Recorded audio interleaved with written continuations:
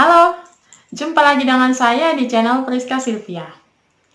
Saya adalah seorang pegawai negeri sipil dan saya baru saja menyelesaikan studi S1 saya di jurusan Hukum Universitas Terbuka. Saya menyelesaikan studi saya dalam waktu 8 semester atau genap 4 tahun. Jadi, dalam video ini saya akan membagikan pengalaman saya selama kuliah sambil bekerja untuk teman-teman sesama mahasiswa Universitas Terbuka yang saat ini juga sedang kuliah sambil bekerja atau yang baru saja memutuskan untuk mulai kuliah sambil bekerja. Semoga beberapa tips yang saya berikan dalam video ini bisa membantu kalian untuk bisa sukses menyelesaikan kuliah kalian tanpa meninggalkan pekerjaan kalian. Semoga bermanfaat.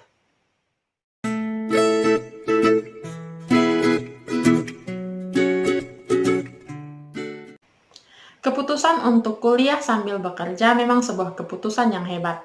Tapi ternyata bagi sebagian besar orang, keputusan hebat itu tidak mudah dijalani. Banyak yang kesulitan menyelesaikan studi karena alasan pekerjaan. Juga sebaliknya, banyak yang mengalami masalah dalam pekerjaannya karena alasan kuliah. Nah, berikut ini ada 6 tips yang bisa kalian terapkan khusus untuk teman-temanku sesama mahasiswa Universitas Terbuka supaya kalian bisa sukses menyelesaikan studi kalian tanpa mengganggu pekerjaan kalian. Tips yang pertama, kalian harus mau berkorban.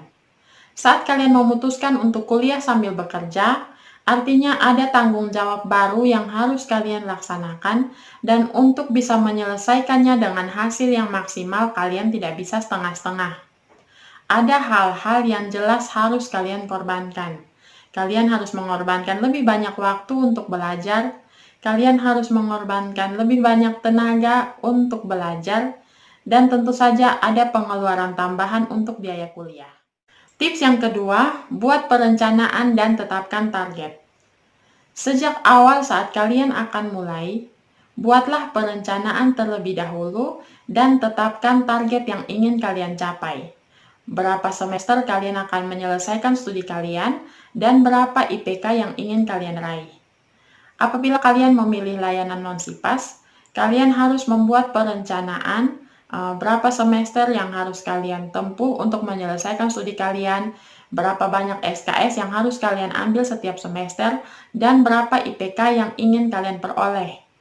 Begitu juga kalau kalian memilih layanan SIPAS, kalian harus bisa membuat rencana belajar kalian setiap semesternya, dan akhirnya kalian harus bisa menargetkan berapa IPK yang ingin kalian peroleh. Tips yang ketiga, tetapkan jadwal khusus untuk belajar. Salah satu alasan kalian memilih untuk kuliah di Universitas Terbuka adalah karena kalian bisa kuliah dan bisa menyelesaikan studi kalian tanpa harus ke kampus setiap hari, jadi kalian tidak perlu meninggalkan pekerjaan kalian. Tapi itu bukan berarti kalian tidak perlu belajar sama sekali. Untuk mencapai IPK yang baik dan menyelesaikan studi kalian tepat waktu, kalian harus menetapkan jadwal khusus untuk belajar setiap hari. Kalau kalian sibuk bekerja dari pagi sampai sore, kalian bisa menetapkan jadwal belajar itu saat malam hari sebelum tidur atau saat subuh. Kalian bisa menyisihkan waktu 1 atau 2 jam sebelum tidur dan saat subuh. Dengan begitu, kalian bisa punya waktu khusus untuk belajar setiap hari. Karena inilah tips yang pertama itu harus benar-benar kalian terapkan, yaitu kalian harus berkorban. Dengan menyisihkan waktu belajar setiap hari, kalian tentunya harus berkorban untuk tidur lebih larut dari biasanya atau bangun pagi lebih awal dari sebelumnya. Tips yang keempat, kurangi kegiatan-kegiatan yang tidak terlalu penting.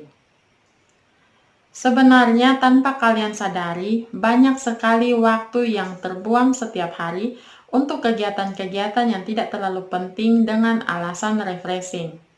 Contohnya seperti jalan-jalan di mall berjam-jam, main game, atau salah satu yang sedang tren saat ini adalah nonton drama Korea berjam-jam. Memang kegiatan ini tidak salah untuk dilakukan dengan alasan refreshing. Tapi saat kalian memutuskan untuk kuliah sambil bekerja, Seharusnya kalian lebih pintar mengalokasikan waktu secukupnya untuk refreshing. Kalian bisa mengatur waktu refreshing itu cukup 2 jam saat akhir pekan. Dengan begitu, waktu yang tadinya kalian pakai untuk melakukan kegiatan-kegiatan yang tidak terlalu penting tadi, yang dengan alasan untuk refreshing itu, kalian bisa manfaatkan untuk belajar. Kalian bisa memanfaatkan waktu tersebut untuk membaca buku materi pokok atau untuk mengerjakan tugas dan mengikuti diskusi online. Tips yang kelima, manfaatkan waktu di sela-sela kesibukan kalian untuk belajar sebisanya. Setiap hari di sela-sela kesibukan kantor, tentunya ada waktu-waktu yang bisa kalian gunakan untuk belajar. Contohnya, waktu saat kalian menunggu ojek online pesanan kalian datang, atau waktu makan siang. Kalian bisa memanfaatkan waktu-waktu ini untuk membaca materi kuliah. Untuk tips yang satu ini, saya sangat menyarankan kalian untuk memaksimalkan manfaat bahan ajar digital yang bisa kalian akses melalui Android kalian. Tips yang keenam, jangan buat salah satunya menjadi kambing hitam. Saya sering menemukan keluhan, nilainya jelek karena sibuk bekerja, atau pekerjaan terbengkalai karena sibuk belajar untuk kuliah. Kita semua sudah cukup dewasa untuk mengerti bahwa ada konsekuensi yang harus kita tanggung untuk setiap keputusan atau setiap pilihan yang kita ambil. Kalau kalian memutuskan untuk kuliah sambil bekerja, berarti kalian harus sudah tahu konsekuensinya. Kalian harus siap untuk bekerja lebih keras supaya kedua-duanya bisa berjalan seimbang, bisa berhasil sesuai target tanpa mengorbankan salah satunya. Artinya, jika ada kendala dalam urusan kuliah, kalian tidak bisa menjadikan pekerjaan sebagai alasan atau sebagai kambing hitamnya. Juga sebaliknya, jika ada kendala dalam urusan pekerjaan, kalian tidak bisa menjadikan kuliah sebagai alasan. Kalau sampai ada kendala atau kesulitan di salah satunya, baik itu urusan kuliah atau pekerjaan, kalian harus bisa introspeksi diri, harus bisa mengevaluasi kekurangan atau kesalahan kalian di mana. Dengan begitu, kalian bisa memperbaiki kesalahan itu supaya kalian bisa menjalani dua-duanya dengan baik, dengan berhasil, sesuai target, sesuai rencana, tanpa mengorbankan salah satunya.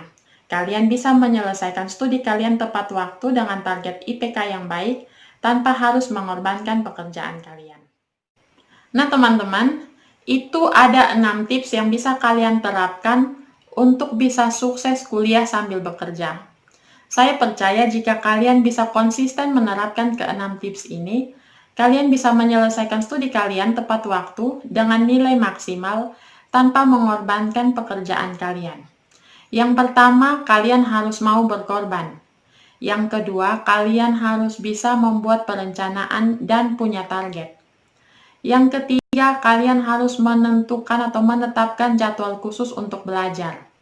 Yang keempat, kalian harus mengurangi kegiatan-kegiatan yang kurang penting supaya kalian punya lebih banyak waktu untuk belajar.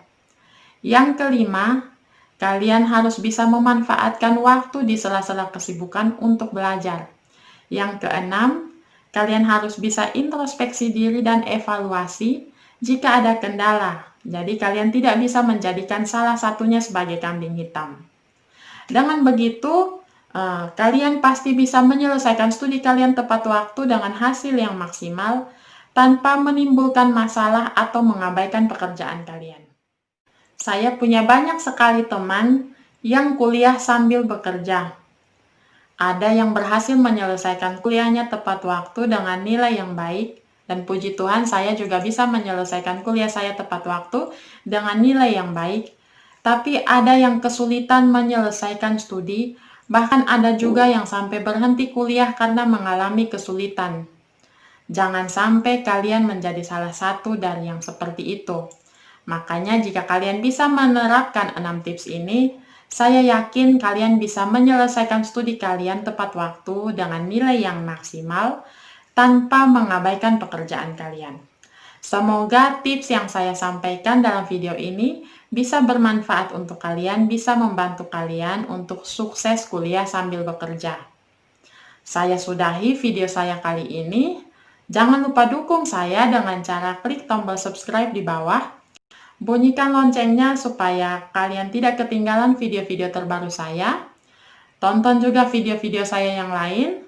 Like, komen, dan share jika kalian merasa video-video saya itu menarik dan berguna untuk orang lain. Salam semangat, salam sehat selalu, dan sampai jumpa di video selanjutnya.